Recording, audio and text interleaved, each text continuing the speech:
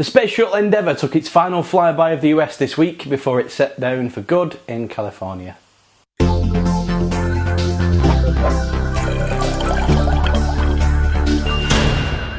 Endeavour, NASA's replacement for the Challenger space shuttle, has taken its final flight in this last week. It's had a little tour of the US East Coast, docked to the back of a 747 jet, as obviously it's a space shuttle. Then she can fly here!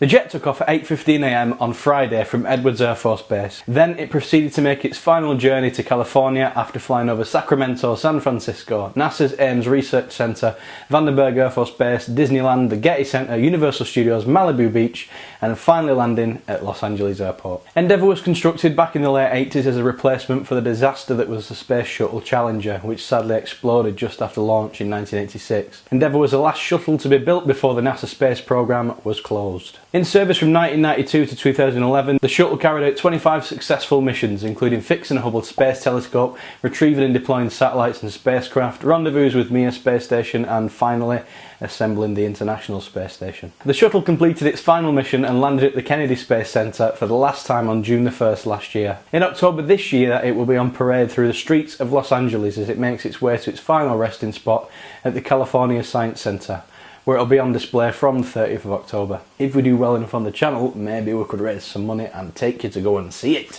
Whilst we're back on Earth, let me tell you about the meteor shower that graced our skies on Friday. At around 11 PM, UK emergency service lines were inundated with concerned calls about some strange lights in the sky. Some people, of course, thought it was an alien invasion. Others thought a plane had exploded mid-flight. The truth?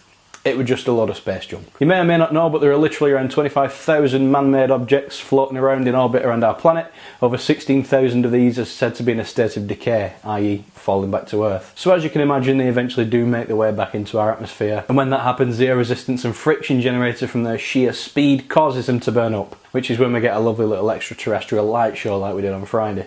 It doesn't necessarily have to be man-made junk that comes falling back to Earth. It could be chunks of meteorite and other rocks from space which also burn up in our atmosphere.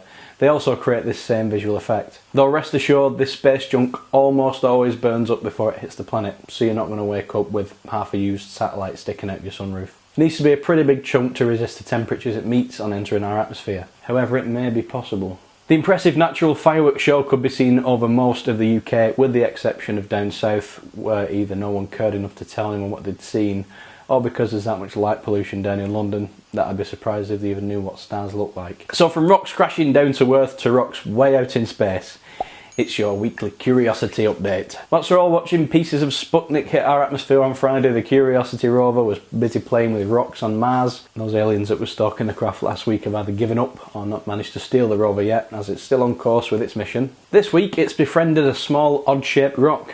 It's even given it a name. Jake. Kinda reminds me of Tom Hanks in Castaway. Wilson! Since it's found an odd little friend to play with, they've decided to test out the rover's contact science abilities. Here, the rover can be seen in contact with the rock, and it's even managed to get some rather interesting close-up pictures of the little guy. So it's safe to say that the Marley camera is in full working order. Once they've finished taking snaps of Jake, they started zapping the poor little fella with that fancy laser I was telling you about a few weeks ago, also known as ChemCam. This will give him a chance to calibrate the sensors before it finds something more interesting to zap. Soon they'll be trying to find some sandy areas where they can use the rover's scooping device to see if they can manoeuvre material into the Chem in and SAM inlets that it was cycling the covers of last week. Let's hope it works, otherwise it will have been a bit of a wasted journey. After 2 weeks on the move, the rover is now halfway towards a checkpoint called Glenelg that we've been talking about, and yesterday it set back on its way there. We'll be keeping you up to date on its progress every Tuesday here on our Deej on Science news show, so make sure you subscribe to our channel so you don't miss any updates. If you want to find out more about Curiosity, why not head over to NASA's website, links in the description below, or you could follow @MarsCuriosity on Twitter for the latest breaking news. If you've got a science question you'd like us to answer, then please leave them in the comment section below, or tweet them to Deej on Science on Twitter, or post them to our Facebook page. Please share our videos with your friends and subscribe to the channel, as we're not far off 200 subs now, so please help us get there, guys.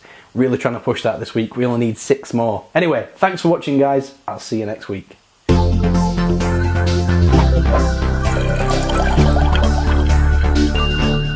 Its final mission and landed at the Spenedy Space Center.